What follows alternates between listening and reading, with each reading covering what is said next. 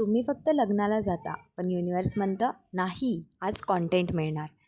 तर सुरुवात झाली स्कूटर राईडने. 3 लोकं, 1 स्कूटर आणि भरपूर कॉन्फिडन्स.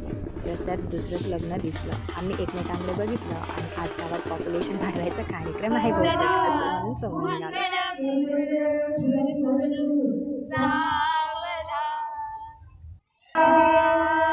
सो या मंगलाष्टका सुरू होतं, पण आम्ही तिथे शांत उभं राहण्याच्या मूडमध्ये नव्हतो. सो आम्ही स्वतःचं बॅकग्राऊंड म्युझिक चालू ठेवलं.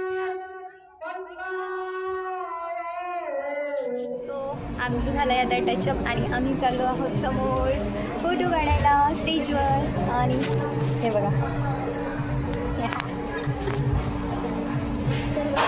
ये ना. आणि तो कूलर, अगं बाई, त्या कूलरने आम्हाला बॉलिवूड ॲक्टर्स बनवलं.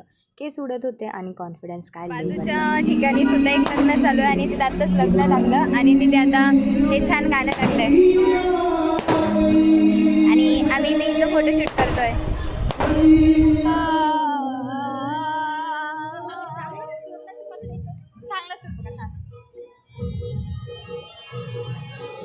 लगता है दूल्हे का सेहरा सुहाना लगता है, दुल्हन का तो दिल दीवाना लगता है, घर का सेहरा सुहाना लगता है, दुल्हन का तो दिल दीवाना लगता है, पल भर में कैसे बदलते. सो इथे आतमध्ये आम्ही येऊन बसलो आणि त्यानंतर हे बहीण भावांची क्यूट अशी फायटिंग बघत होतो. आणि तो मुलगा इतका क्यूट दिसत होता त्या ड्रेसमध्ये की त्यालाच बघत होतो. आणि सोनताईने त्याला आवाज दिल्यावर त्याने हातातलंच खाली टाकला आणि सरळ निघून गेला. त्यानंतर आम्ही मस्त जेवणावर ताव मारला आणि मग्याने वाढत असलेला ताक बघून खूप हसलो.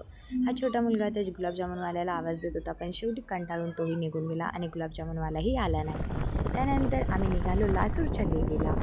पुलावरून जात होतो, पण तर नदीमध्ये पाणीच नव्हतं. सो हे आहे मंदिराचा परिसर, जो खूप छान आहे आणि पीसफुलसुद्धा आहे. आणि हे घेतलं आम्ही देवीचं दर्शन. त्यानंतर गरम गरम पायऱ्यात उतरून पटकन खाली आलो.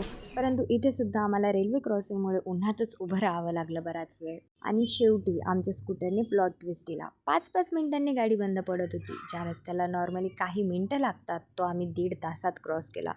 सो हे एका लग्नासाठी निघालो होतो, पण पूर्ण सिनेमॅटिक युनिव्हर्स बनून गेला.